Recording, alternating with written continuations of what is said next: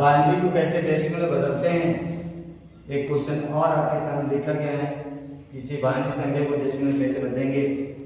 तो सबसे अच्छा तरीका क्या है, सबसे पहला काम मैं अपने क्वेश्चन को लिखूंगा 1 1 0 0 1। जिसको बदलना है उसमें तीर का निशान लगाएंगे और इस तीर का उल्टा निशान लगाने का उद्देश्य होता है कि यहाँ से लिखना शुरू करेंगे, मतलब 1, इसके बाद ये वाला हम लिखेंगे, इसके नीचे 0, इसके नीचे यहाँ 0, इसके नीचे यहाँ पे 1 और इसके नीचे इसके 1। और फिर सभी के सामने तीर का निशान लगाकर केवल 2 लिखेंगे। सबके सामने क्या लिखेंगे, 2। सभी संख्याओं के जो अंक थे सभी अंकों के सामने 2 लिखेंगे और इसकी घात बनाते 0 1 2 3 4 और फिर इसका वैल्यू निकाल लेते हैं। वैल्यू कैसे निकालेंगे, आप जानते हैं, आपको सिखाया गया है कि किसी भी संख्या की इसका सूत्र होता है a की पावर 0 = 1। इस दुनिया में कोई भी संख्या हो, कोई भी अक्षर हो, कोई भी अंक हो, की पावर उसकी घात 0 हो जाए उसका मान केवल 1 होता है। तो ऐसे 2 की पावर 0 का मान 1 हो जाएगा, 2 की पावर 1। तो कोई भी संख्या की पावर अगर 1 है तो वही संख्या उसका आंसर होती है।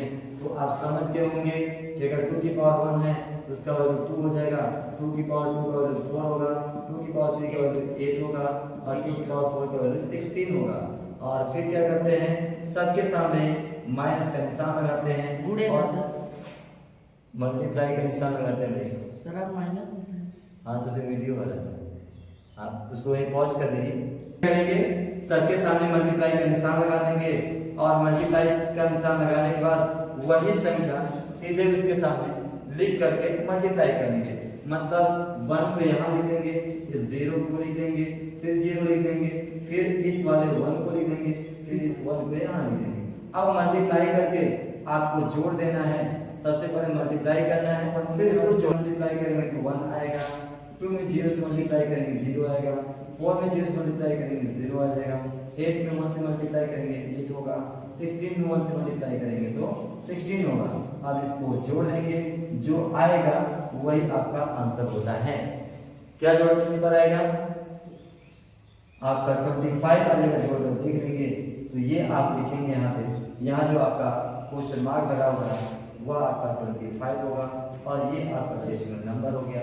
यही इस क्वेश्चन का क्या हो जाएगा, आंसर हो जाएगा। मुझे लगता है बात समझ में आती है। अब मिलते हैं नेक्स्ट क्वेश्चन के साथ।